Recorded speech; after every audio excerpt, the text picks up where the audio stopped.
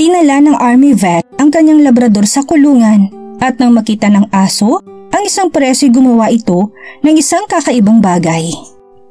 Ito ay istorya ni Bo Campbell, isang mabuting lalaki na naninirahan sa Mason County ng Washington. Hindi mo man makikita sa kanya sa unang tingin ay may nakakasabik itong kasaysayan nung siya ay bata-bata pa, kung saan halos 2 dekada din siyang nagtrabaho bilang isang biologist para sa gobyerno bago mapunta sa pagiging National Guard sa loob pa ng 10 taon. Mahal niya ang kanyang ginagawa at ini-enjoy lamang ang paligid ng kanyang pinagtatrabahuhan. Gayunpaman, nang magsimulang digmaan sa Iraq ay naisip ni Campbell na ang mas magandang gawin ay ang pumasok sa army at magsilbi sa kanyang bayan. Doon, nabigyan si Campbell ng army rank na National Guard Sergeant na siyang nagpapanatili sa seguridad sa operation base para sa ika-81 Brigade Combat Team. Isa itong tungkulin na talagang napakahirap. Dito, mas nahasa ang tunay na kakayahan ni Campbell at dedikasyon. Hindi na din nakakasorpresa na nasa Iraq si Campbell ay natanaw kaagad niya ang kanyang sarili sa isang delikadong posisyon. Dahil ang isang pagkakamali doon ay pwede nang maging kapalit ng kanyang buhay sa kahit na anumang oras o pagkakataon. Kahit pa madalas naman ang oras kung saan mapayapa ang lahat, ay pwede pa rin may mangyaring masama nang hindi mo inaasahan. Isa na ngang halimbawa nito na kung minsan ay biglang pagsabog na lamang ang kanilang nadidinig sa base. Dahilan para si Campbell ay magtamo ng ilang pinsala. Noong buwan nga ng November taong 2004 ay nabilang naman si Campbell sa isang car bomb attack habang siya nasa Baghdad. Ang kotseng sinasakyan ni Campbell ay pwedeng sumabog anumang oras sa isang pag-uutos lamang ng kalaban na hindi nila makita.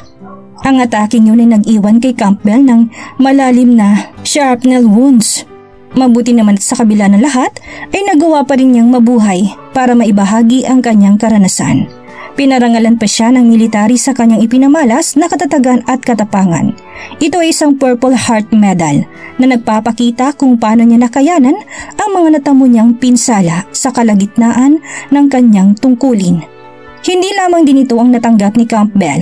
Agad na rin niyang nilisan ang digmaan sa Iraq dahil nagtamo din siya ng PTSD o Post-Traumatic Stress Disorder.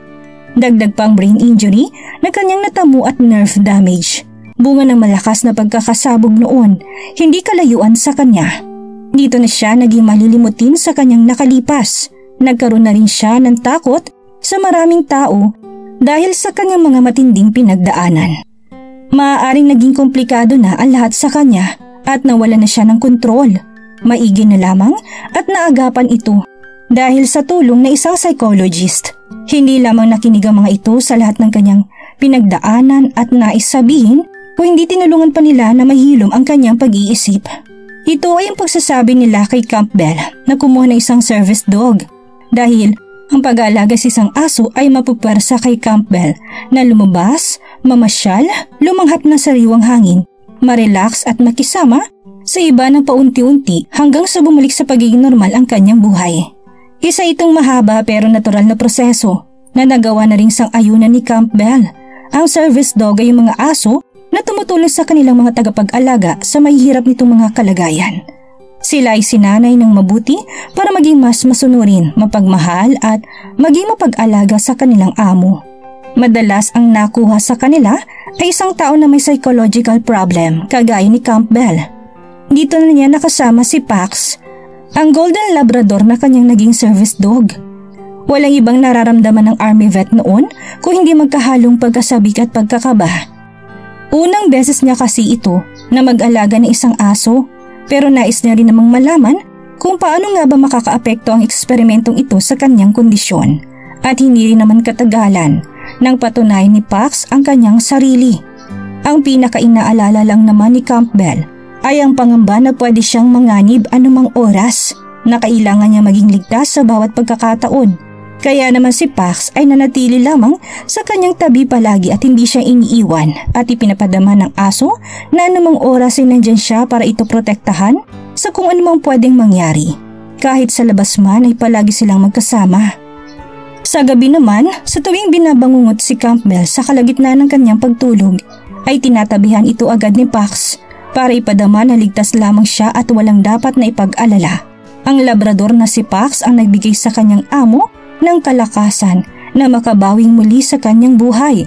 Sa bawat oras na palagi silang magkatabi ay talaga namang naging malalim na ang koneksyon ni Campbell sa kanyang alaga. Talagang itinuring na niya ito na pinakamatalik niyang kaibigan na labis niyang maaasahan. Hindi nga alam ni Campbell kung paano niya makakayanan ngayon na may hiwalay sa kanyang aso. Lalo't si Pax ang dahilan sa pagbuti at pag-ayos ng mga bagay-bagay na may kinalaman sa kanya. Labis na nagpapasalamat si Campbell na sinunod niya ang kanyang psychologist. Isang taon nang makalipas ay nagkaroon na ng oportunidad si Campbell na makabisita sa Bedford Hills Correctional Facility sa New York. Sa lugar na ito ay sinanay si Pax na isa sa 27 females inmates. Ang facility doon ay may programa kung saan ang mga inmates ay tumutulong sa pagsuporta sa mga aso para sa mga veterans na nangangailangan ng tulong. Hindi lamang nila nagagawang i-assist ang mga veterans kung hindi tumutulong din silang may rehabilitate ang mga inmates sa pagbibigay sa mga ito ng responsibilidad at dahilan sa buhay. Si Pax, gaya ng ibang sinaning na aso doon, ay dating nakisama sa isang inmate na pinasyal siya, pinakain at sinanay para manatiling kalmado na perpekto sa kanyang tungkulin bilang service dog. Wala naman ni sinong nakahula sa mararamdaman ng aso pag nakita nito ang inmate na dati niyang naging amo at matalik na kaibigan.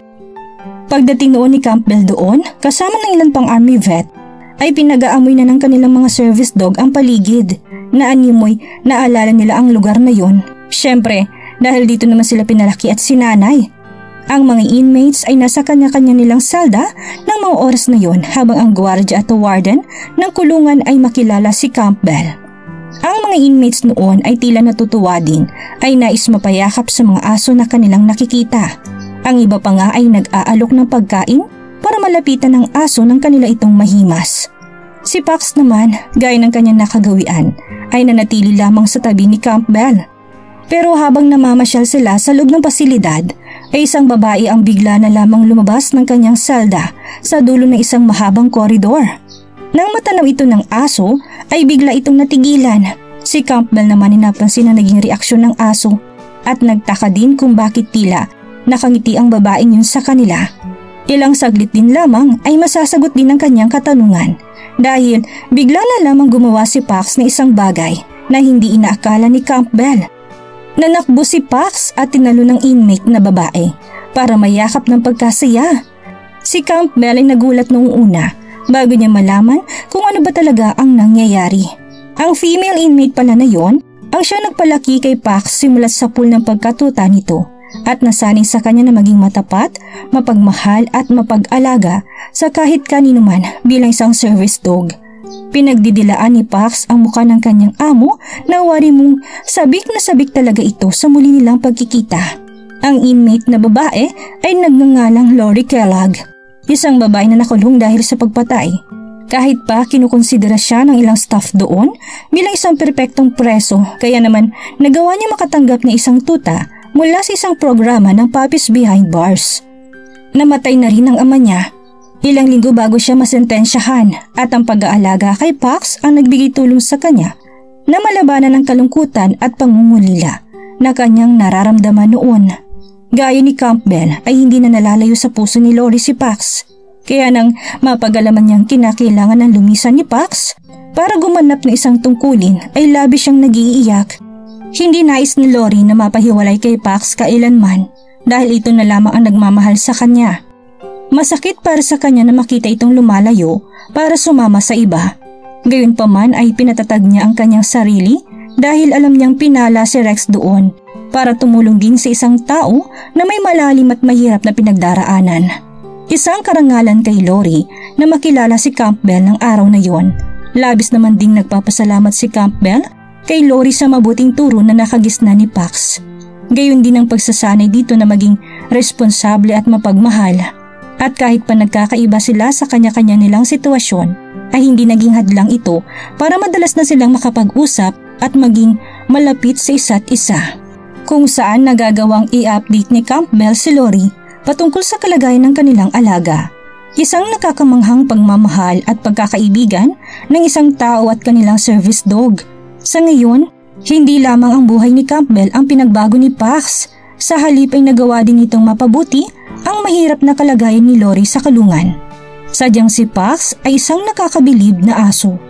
Kayo ba? May aso din ba kayong kagaya ni Pax? Halina't pag-usapan natin yan sa comment section. Maraming salamat!